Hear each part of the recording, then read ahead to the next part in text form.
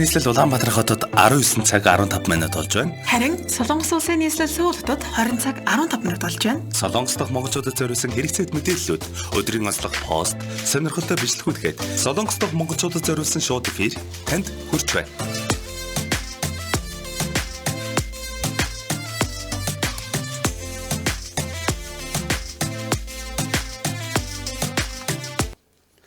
Та бүхэнд өрөмдөг үргээ Солонгос монголчууд радио шууд эфир та бүхэнд өргөд бэлэн болсон байна. Эфир төлөвлөгч юм бат. Хөтлөгч Чанцал дулам ажиллаж байна.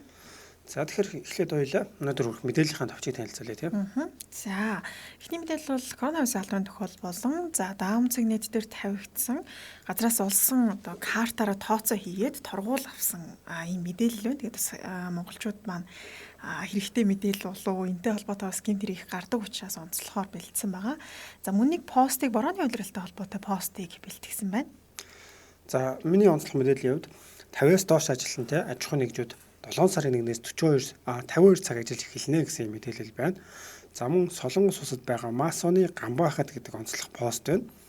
За видеоны хувьд болохоор Монгол бүх якузатай мөн Солонгосын үндэсний бүхтэй тулалдвал яах вэ гэсэн Солонгосын бас одоо мэдээгээр гарсан бичлэгийг бол хүрэхээр бэлтгэсэн байна. За эхлээд цагаагаар мэдээлэл хүргэцгээе. За цагаагаар хувьд чижүүд 26 эмтэй, цэлмэг бусанд 23 эмтэй үйлрэх байгаа юм байна. За яг одоо сүүл нэмэх 23 хэмээн дулаан байна. Өнөөдөр өдөртөө нэмэх 28, шөнөдөр нэмэх 20 хэмээн дулаан. За бороотой байна. Энэ бол Монголд, Солонгост аль алинд нь дуудлагынхантай бас бороо ороод байгаа юм өдөр байна. За үргэлжлүүлэн та бүхэнд ханшийн мэдээллийг хүргэе.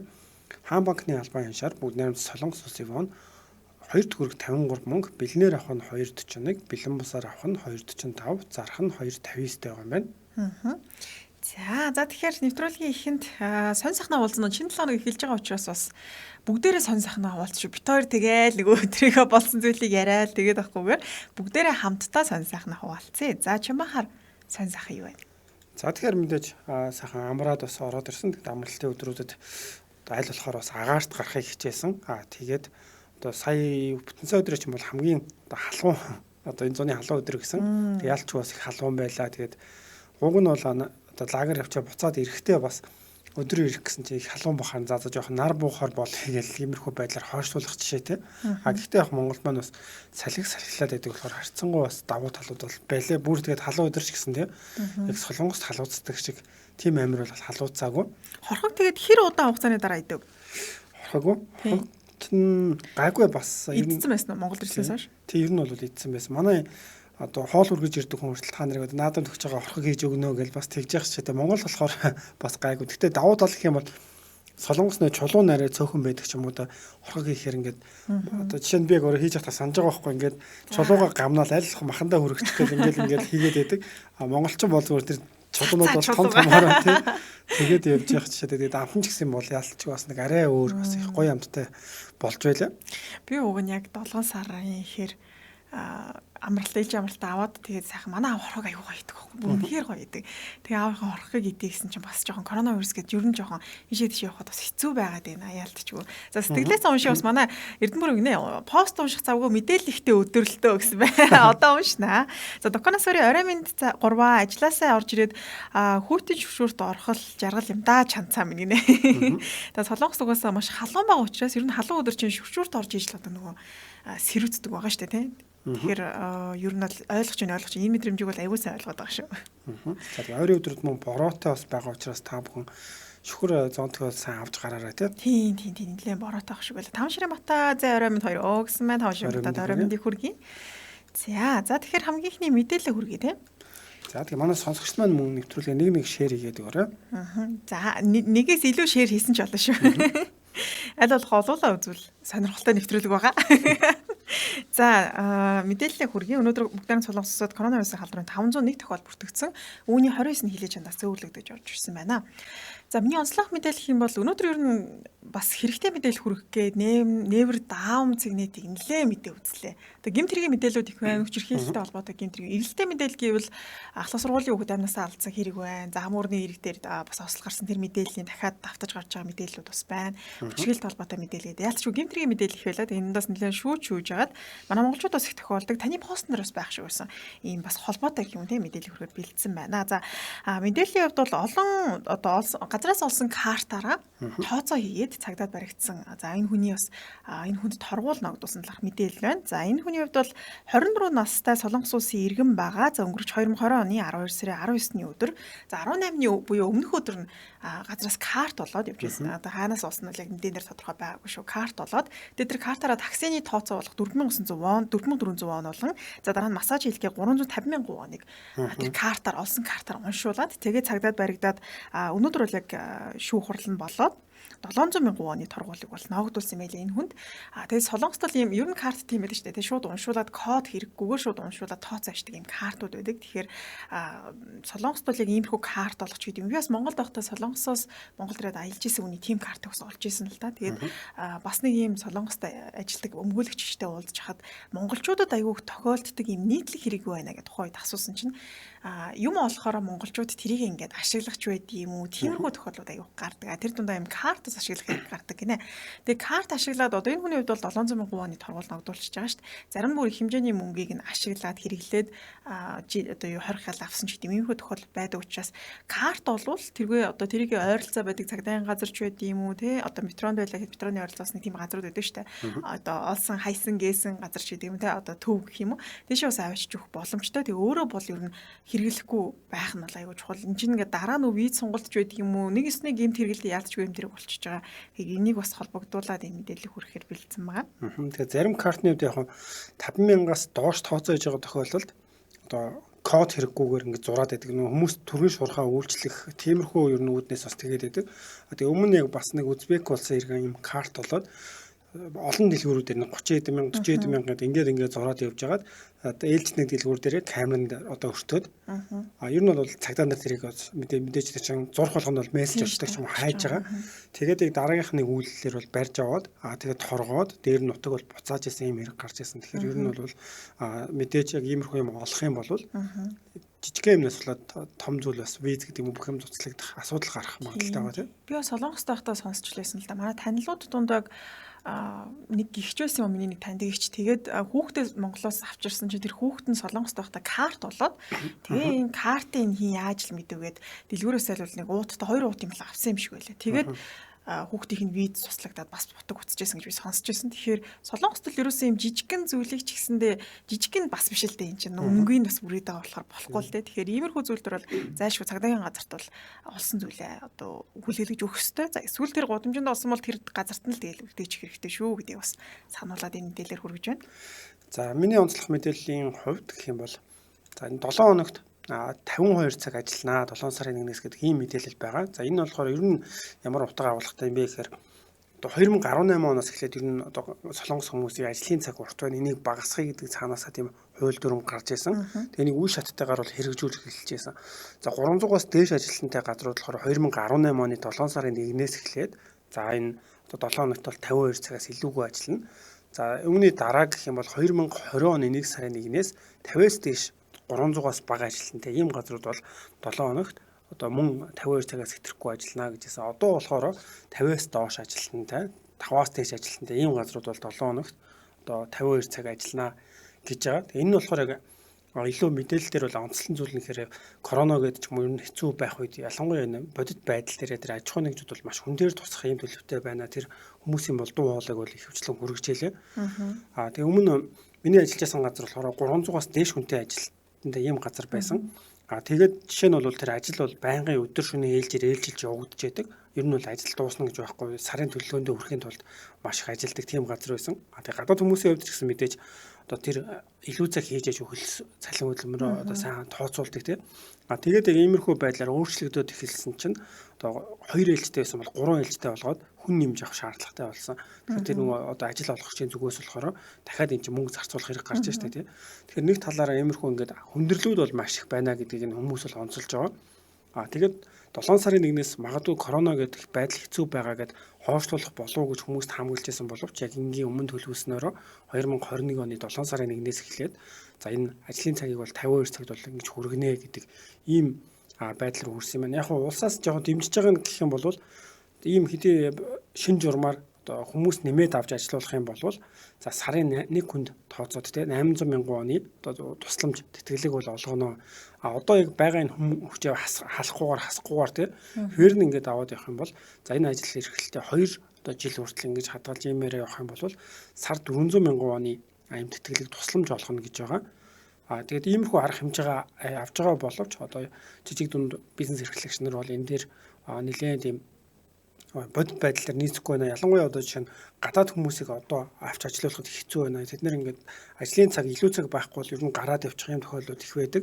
Тэгэхээр тэгээд дээр нь болохоор төлөвлөсөн ажлаа дуусгаж чадахгүй. Тэгэхээр ингээд одоо ажлынхын чиглэлээс шалтгаалгаад арай өөр юм байдлаар шийдэх шаардлагатай юм шүү. Ялангуяа одоо үйлдвэрлэл тийм. За тэгээд хүнс за тэгээд усан онгоц гэдэг юм ингээд олон газруудыг бол нэрлсэн байлаа. Энэ болгоны маань ингэж өөрчлөгдөд зарим нь бол одоо юу гэдэг 8 цаг хүртэл юм илүү цагаар ажиллах ийм боломжуудыг олгож өгөх хэрэгтэй юм биш үү гэсэн саналуудыг бол тавьсан. Тэгээд яг отоо бол 7 сарын 1-ээс хэрэгжээд эхлэх юм байна. Тэгээд манай сонсогчдын хувьд гэсэн ажил дээр нь энэ талаар ярьж байна уу тийм. Мөн зарим нь шилжээд орсон уу яг яах тухайгаа бас та бүхэн бас хуваалцаарай гэж хүсмээр байна. Тэгэхээр өдөрт ч одоо хэдэн цаг ажиллана гэсэн үг? Ер нь бол яг энгийн одоо 8 цагаараа бодоход 5 өдөрт бол 40 цаг ажилладаг шүү дээ. Тэгээд өдөр нэг 2 цаг ч юм уу иймэрхүү илүү цаг л хийнэ гэсэн үг байгаа. Хагас өдөр бол зарим газрууд нэг өглөө 8-аас байлаа гэхэд 12 хүртэл ажилладаг ч юм уу тийм. Яг энэ нийцхийн хувьд бол нэг иймэрхүү байдлаар хуваар бол гаргана. Тэгэхээр би одоо илүү цаг хийх ямар ч боломжгүй гэсэн. Ер нь илүү цаг багасж байгаа тийм. Багасах заашгүй шаардлагатай болно гэсэн үг. Ажил олгогчийн зүгээс болохоор одоо тэр ажил нь дуусахгүй байх юм бол 3 ээлжтэй болгодог ч юм уу нэг тиймэрхүү одоо зөвлөд л гаргах шаардлагатай болоод байна. Манайхан ч уг нь илүү цаг хийж мөнгөө олж иж Монгол руугаа одоо илүү цаг хийгээд мөнгөө ахиухан цуглуулаа тэгээд Монгол руугаа ирэх зорилготой хүмүүс их байгаад байдаг шүү дээ тийм. Тий, ялангуяа одоо за миний санджаар манай Сүхбат төлөө за аль сонсогч маань л энэ өдөр болгон 10:30 хүртэл илүү цаг хийдэг. Тэгээд амралтын өдөр ч гэсэн нь бол бараг ажиллаг гэж хэлжсэн. Энэ хүмүүс маань ер нь бусад хүмүүс маань илүү цаг хийжээж тэгээд тэр чинь сард бол миний зарим хамгийн сайн хийжсэн юм бол илүү цаг 200 хэдэн цаг бол болж исэн. Тэгэл тэрийн шинд илүү цагийн мөнгө ч өөрөө үржигдэж бодогддог тохиолдлууд маш их те. Шөнийн цаг байх юм бол өглөө шөнийн 10-аас өглөөний 6 хүртэл за баярын өдөр амралтын өдөр гэдэг ингээд 1.5 дахин гэдэг ч юм ингээд өсгөө боддог. Энэ үед бол хамгийн сайн мөнгө хийдэг. Тэгэхээр энэ боломжууд бас багасгал юм болов уу гэж харагдаж байна. Тийм байна те. Дуканаас руу ингэнэ манайх 5 дахьтаа амраад байгаа. Би л амрахгүй юм ажиллаа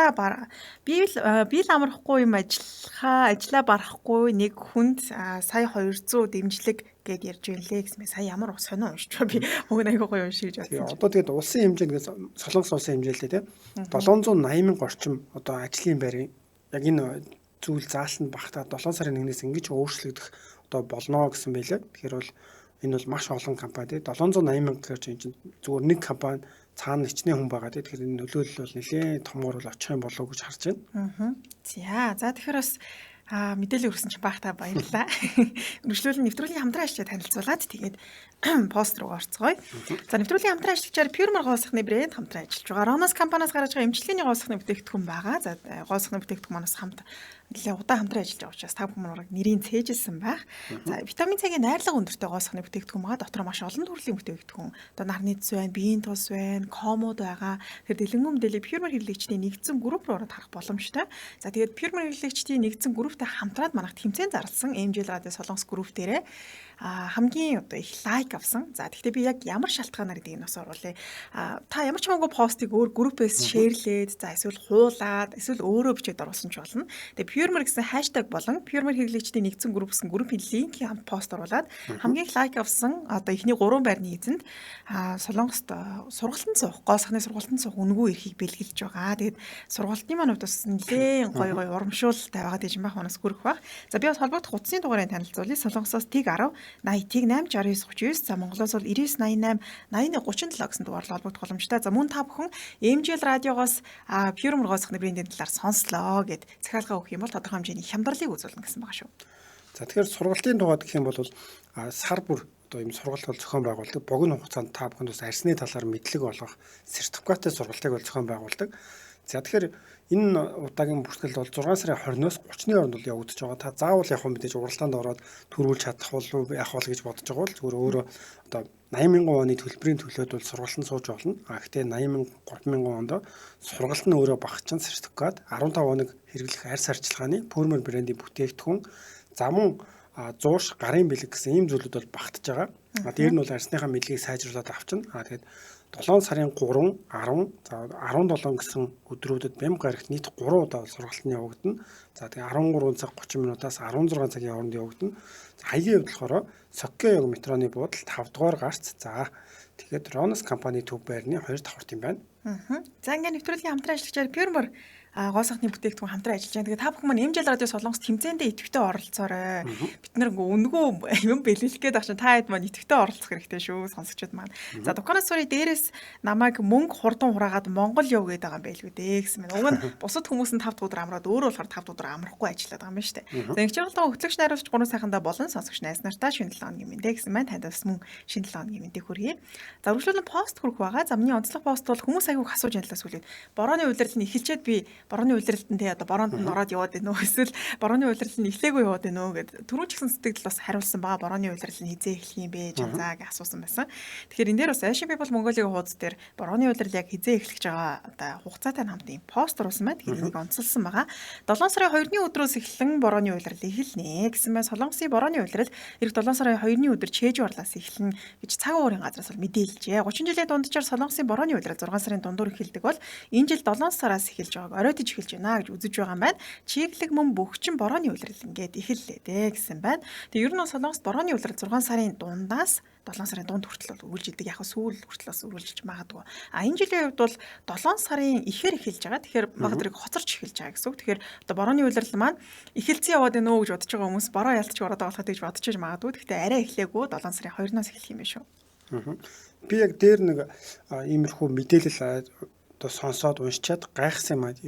Энэ жил бол борооны үлгэж байгаа оройтох төлөвтэй тийм 6 сарын сүүлээс 7 сарын ингээд сүүл хүртэл үргэлжилтгээ энэ жилд бол олон жилийн дундчаас оройтно гэдэг ер нь иймэрхүү мэдээлэл байсан л да. Тэгэхээр цагаагаар харахаар заримдаа бороо байгаад хаар нэрээ одоо энэ борооны үлрэл за оройтох гэсэн тэр мэдээндээ жоохон итгэлгүй байгаад гэсэн. Ягаад одоо 6 сарын сүүлээр орох нь дээ гэж бодож байсан чинь тэр юу бороотой байгаад цагаар дээр харахаар тэгээд эргэлзээд байсан. Тэгэхээр ер нь бол бас нэг хоёр нэрээд л өөр юм байгаа юм шиг л тийм.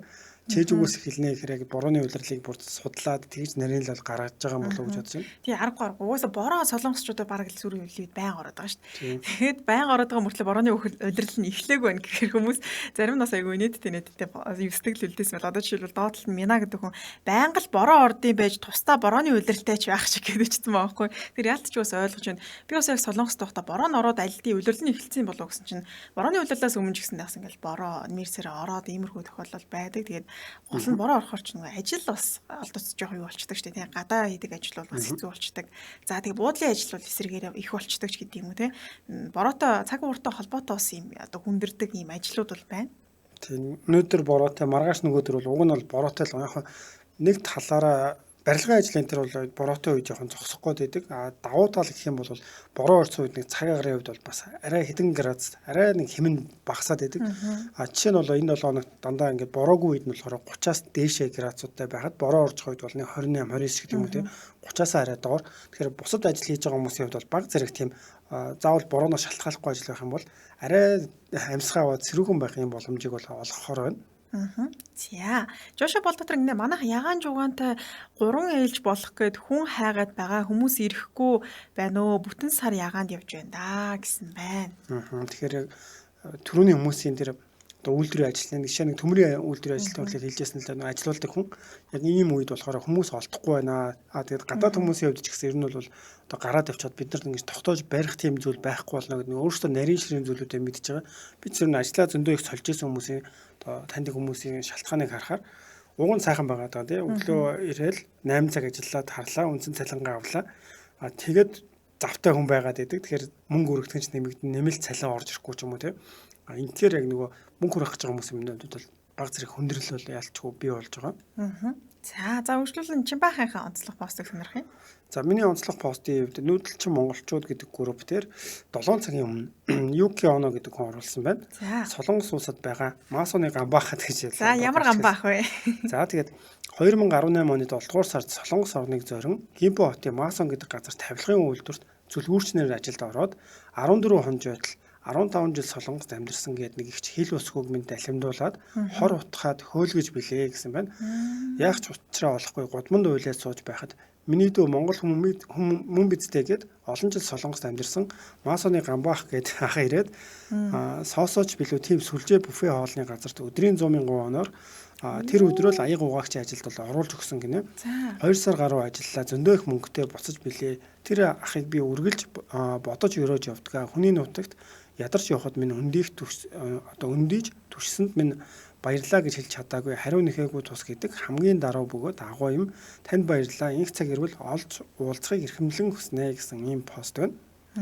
Тэгээ энэ өнөөдөр 7 цагийн өмнө орсон гэд маш хүмүүст таалагдсан. 1.6k хүмүүс лайк дарсан. Би түрүү уг нь бол бас тэр босон тийм консулын газраас гаргасан мэдээллийг бол анхааруулгын мэдээлэлээр оруулсан байсан. Тэгээ энэ мэдээллийг бас солилцсон байна. Тийм солиод ер нь хүмүүс гэсэн доор нь бичсэн байл л дээ. Ийм хүн чанар сайтай хүмүүс маш их байдаг гэд. Дээр нь гэх юм бол зүгээр зарим үед бол яг Монголд ингээ хүнээс тусламж авна шүү дээ. Одоо жишээ нь юу гэдэг 100 айлын энд явж байгаа л нэг инглээ машины дугуй хагарлаач гэдэг юм уу. Эсвэл нэг төрөвч хайлаа хүний уцаар ярьлаач гэдэг юм уу. Иймэрхүү тохиолдол болоход хүн нэг анзаарахгүй тий. Тэгэхэд гадаадд одоо харийн оронд байхад хүн илүү эмзэг болчдаг. Нэг жижигхэн тус гэсэн маш тийм том зүйл болж чаддаг.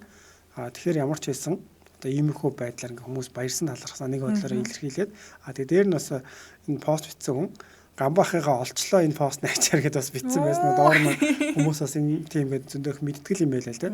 Тийм.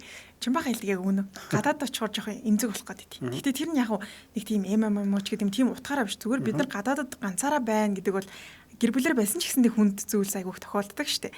Тэгээд жижигхэн зүйл дээр бас эмзэглэх асуудлууд байдаг. Ялангуяа ажил олдохгүй байхад нь оюутан байхад бол ажил олдохгүй ч гэдэг юм тиймэрхүү асуудал гараад надад ч гэсэн яг иймэрхүү хүмүүс айгүйх таардаг байсан л та. Тэгээ харин би одоо яг ингээд Солонгост үсэн амьдралаа ингээд ярихаар яг хэцүү зүйлсүүд байсан. Гэхдээ тэрэн дээр бас ингээд тусалсан хүмүүс айгүйх байдаг байхгүй. Тэгээ намайг яг Солонгос ингээд явж хахад иргэн тойрны хүмүүс айгүйх зөвлөжсэн зөвлөгөө нь монголчуудтайгаа битгий нэх дотн уулзаарай тий дотн битгий итгэж юм ярьж байгаараа ингээд доторх юм битгий нэг ярьжээ мэржээ гэл анх явж хаад ингээд Солонгос явсан найз нөхдөж байд юм ах агчнаас ингээд асуугаар яг тийм зөвлөгөө өгдөөсөн байхгүй.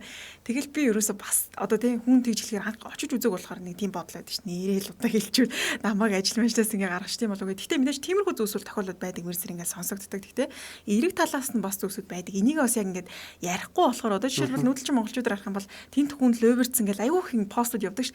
Тэгэхээр хөндлөнгөөс ч юм анх солонгосч үзег хүмүүс солонгост монголчууд юурээс ингээл нэлээд лөөвөр заллий хийгээд идэм шүү гэсэн бодол бол төрх юм байлээ. Би бас яг очихоос өмнө тэр группийг харж хаад би тэгж бодчихсон баг. Солонгосч аюух заллан гардаг юм байна да.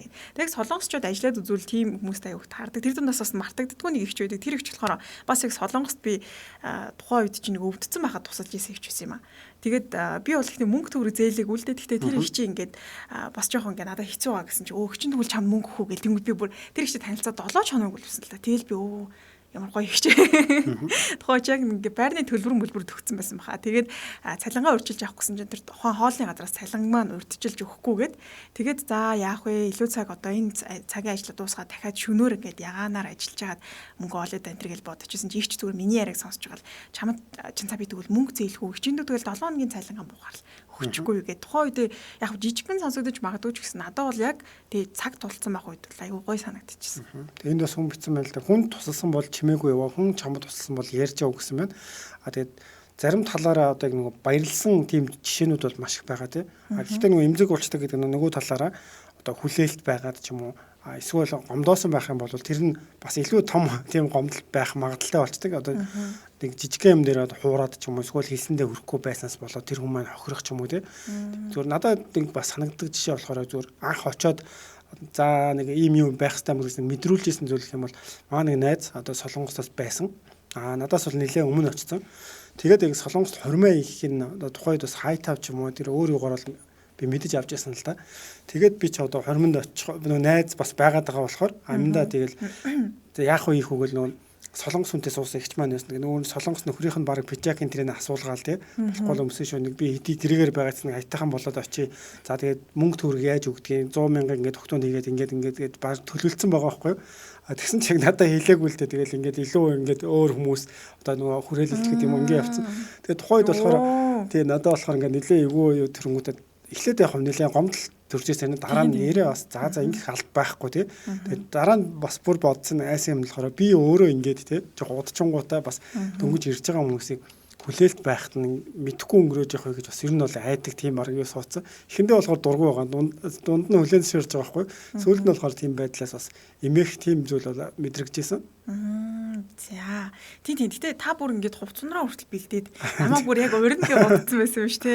Тэгсэн. Тэгэхээр бүр нэр үнэхээр тийм баха. Би ч гэсэн одоо хүний өрмөнд бүр яг намайг өрнөгээ бодсон ч өөрөхгүй байвал яг тэр хүний бол буруу гэхэд бас хэцүү шүү, те. Тийм. Тэр хүн өөрөө ч мэдээгүй анзаараагүй намайг тийм гэж магадгүй шүү. Тэгтээ яг тэр чинь би очиод нэг хитэн сар болж байсан болохоор ер нь гадаадад ингэдэг юм байна гэдгийг нэг надад ойлгуулж байгаа байхгүй. За бас хүлээлт их байх нь дэмий юм байж гэдэг юм үү. Монголд бол юу гэдэг нэг хүний ураагүй л ахаа. За хором болжтэй гэл ингээл өнгөрөө штэ. Гадаад болохоор л жага имзэг тусах ч юм уу тийм байсан баг. Эрдэнэ шулуун бэлгүүтэй Солонгос улсад байгаа гэх Масоны Гамба гэдэг хүн Монголд байгаа шүү гэсэн байна. Зөв. Энд ямар ч постны хүмүүс биенээ олсон байна. За дээр нь одоо манай нэвтрүүлэгчийн давталтаар бас Монголд явдаг. Тэгэхээр өөрийнх нь тухайн сайхан санаж яваа хүнийх нь яриа сонсогдох баха тийм. Тийм маргааш оройн 22 цаг 15 минутаас манай одоо явж байгаа нэвтрүүлэг маань давталт 88.3-аар явах байгаа. Токоноос 16 онд нэг оюутан тусалсан юм байна. Би ч мартчихсан байсан чи түрүүс хард таныг радиогоор сонсоод фэйсбүүкээр орсон чинь яг та байна гэд мессеж ирсэн штэ гэсэн. Хөөх тийм үү. Гоё тийм. Ой, манай радиогоор сонссон гэж гоё санагдчих шүү. За Эркагийн ажил нь ядахнаа эрт тарж байвал давхар ажил хийж болох нэгууртай гэсэн байна. Тийм л дээ. Гэхдээ яг нэг бас хоёр ажил хийн гэдэг бас чанга шүү тий. Нэг ажлыг дуусгаад манай нэг найз тэгтгэлтэй ер нь бол үйлдвэрт ажиллаад хагасаа бүтэнсэндээ ИСА хийдэг. Гэхдээ ер нь бол тэр чинь найз нөхдийн одоо бусад чөлөө цаг бүх юмнаас ингээл яалтчгүй хоцордог. Дээр нь одоо тэр хүн бас мэдээж бие ингэж бүр байнгын амраах одоо жоохон цаг гарал унтах ч юм уу тийм хэмнэлд орчдөг. Тэгэхээр нэг талаараа жоохон хэцүү. Гэхдээ мэдээж яг мөнгөө зорилгоо бодох юм бол зарим хүмүүс бол тэгэл явж байгаа л да тийм. Тийм. Сараа өнчигдөр хүн хөлттэй гэж боддгоо чадвал туслах хичээдгээ гэсэн байна. Гэтэ би солонгос тогтоо хөлтөлж ирсэн шүү дээ. Ер нь бол түүх би нэг яг нөгөө нүгэд сөүлээс инчонлоо явжсэн чинь надаас таксины мөнгө таньдаг хүнээрээ дамжуулаад нэр таксинд цуусан бохгүй мөнгө ба гарах байх гээд тэгсэн чинь надаас айгүй өндөр мөнгө аваад дараа нь зүгээр өөрөө энгийн таксинд цуусан чинь таксины мөнгө бүр үнэхээр бага гараад тэгээд дараа нь сонссон чи наад хүн чи ер нь жоохон тийм байдаг гэд сонсч байсан танил дундаасаа гэд тиймэрхэн болж исэн байна. За тэгэхээр дараагийн видеоны хувьд бол та бүхэндээ солонгосын нэг одоо алдартай хамгийн өндөр одоо хүчрхэх гэж бас ярьдаг нэг маш өндөр нэг шар устай нөхөр байгаад байдаг. Тэр бас Монгол бүхтэй тулалдлаа гэсэн ийм бичлэг байгаа. Мөн Монгол бүх за Якузатай тулалдвал яах вэ гэсэн ийм нэртэй хоёр бичлэгийг бол товчхон хүргэе гэж бодож байгаа. Тэгээ хамтран ажиллаж байгуулах мэдээллийг хүргээд өргөжлүүлэн хүргэе. За нэвтрүүлгийн хамтран ажиллагчаар MN Post Cargo ажиллаж байгаа. Тэгээ MN Post Cargo-д та бүхний Солонгосоос Монгол руу илгээх бүх төрлийн ачааг за түргэн шуурхаа хүлээж аваад Монгол руу илгээдэг байгаа. За 100 бол ингээд сэрүүн температуртай тийм температур баригчтай өвөл бол дулаан юм температуртай ийм температур баригчтай каргог явуулдаг. Мөн энгийн экспресс каргог явуулдаг. Энгийн экспресс карго нь 2500 оны үедээ үнэтэй температур баригчтай нь 3000 оны үнэтэй байгаа. Тэгээ хаягийн болохоор Монгол 5-ны B1 давхар 106 тодод байрладаг. Та бүхний ачааг лавг гарагт 15 цаг хүртэл хүлээж аваад пүрэв гарагт бол Монгол руу илгээдэг. За тэгээ 5-аас 6 хоногт бол одоо буулгадаг байгаа. За одоо бол яг нөхцөл байдлаас шалтгаалаад мөн хамгийн хурдан 14-өөс 20 хоногийн дотор бол илгээж байгаа. Тэгэхээр удахгүй бас энийг гацаад байгаа энэ асуудал шийдэгдчих юм бол энгийн хуваараа бол явагдах болов уу гэж бодож байна. За холбогд утасны дугаарыг танилцуулъя. Тиг 10 75 69 82 99. За хаягийн хувьд бол Монгол 5-ны Б1 давхар байрлаж байгаа. Тэгээд Монгол 5-наар зочлонгоо, очингоо, хоолонгоо Б1 давхарлаа ороод бас карго явуулах боломжтой. Тэгээд аль ч карго ер нь хаасаагүй бол удаж байгаа. Тэгээд Монголоос хятад руу захиалсан ч гэсэн удаж гин. Ер нь ямар ч улсаас захиалсан гацаад байгаа учраас каргогоо явуулсан хүмүүс бас төвчээртэй. Тэгээд мэдээлэл нь бол MN Post Cargo гэсэн Facebook хуудасаар бас байнга орж байгаа учраас та бүхэн харах боломжтой байгаа. Ингээд нэвтрүүлгийн хамтран ажиллагчаар MN Post Cargo хамтран ажиллаж байна. За тэгэхээр сая та бүхэнд бас хэлсэн байгаа. Одоо энэ солонгосын үлэмж биетэн за маш хүчрхэг гэж яригддаг. Энэ өмнө нь болохоор ширэн буюу бүхний чиглэлээр бол барилж исэн хүн. Дараа нь болохоор одоо энэ бокс те алимог тулгаанаар бол хичээллээд за энд бол тулалдаж бол хэлсэн байгаа. Энэ 2015 оны бичлэг байлээ. Гэхдээ яг надаа ингэж анхаарал татсан нь болохоор Монгол бүхтэй ингэж тулалднаа гэдэг ч юм уу иймэрхүү зүйл байхаар нөхөх одоо Монгол ямар хүнтэй тулалдсан болоо гэдэг надад их сонирхолтой санагдсан. Гэхдээ яг үдсэн чинь энэ мэдэн дээр гарч байгаа шиг Монгол биш зүгээр өөр Монгол тийм. За бүр ялангуяа хятад тийм юу гараа бол илүү огуулж явдаг. Тийм хүн байлаа. За энэ хүнтэй бол тулалдсан тухайн ийм мэдээлэл байгаа. Тэгээ энэ одоо өндөр одоо солонгос хүний хувьд болохоор Чехэн маань гээд 80 он төрсэн одоо 41 настай тийм.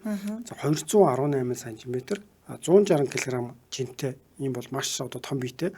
Тэгээ энэ хүний хувьд болохоор энэ өөрийнхөө өвөрмөц энэ биенээсээ шалтгаалаад маш олон реклам, кино нэвтрүүлэгт бол ер нь байнга орж идэг. Хүн болгон маш сайн мэддэг. Тэгээ бас зарим тохиолдол болохоор нэлээх бүтлгүй ялагдлууд их байсан юм байлээ. Тэгээ энэ тултааны үед болохоор за энэ баг энд би ялагчих юм бол хөгшөрч ирээд дахиж одоо тулаан хийхгүй зодтолдохгүй гэд хийж байсан. За тэгээд яг нөгөө талын өрсөлдөгч нь болохоор яг надад болохоор дуудлага нь болохоор авраг гэрэг гэж байгаа юм шиг нэг тиймэрхүү нэртэй юм байлээ. Яг нөгөө өсгөлээд үзэх юм бол аврал гэл гэсэн юм одоо англиар тэгээ бичсэн байлээ. Хятад улсын. За тэгээд энэ тамирчны хувьд болохоор мэрэгжлийн одоо энэ тултаанд болохоор 10 тулаан хийгээд 8-д нь ялсан.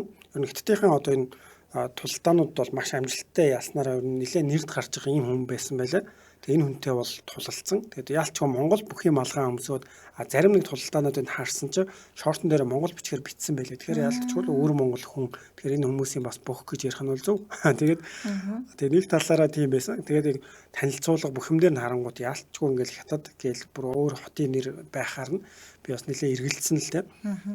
Тэгээд энэ хүний хувьд болохоор одоо тулалдаад хоёр ялагдсан гэж ярьсан. Тэрний нэг нь болохоор саяны Чехман гэдэг Солонгос хүнд нөгөөх нь болохоор Монгол улсын иргэн өнөр жаргал ийм Болдотер гэдэг хүнд бол 2016 онд Хятадд болсон тулалдаан дээр бол ялагдсан байлаа. Бусад тулалдаанууд дээр бол манайхны сайн мэдэх Боб Сап гэдэг одоо сумья озрыг ялж ясан их том биетэй нэг хар нөхрөөд би нэг 6 Италинд явж байгаад бас азарт 6 даруулж ясан л та.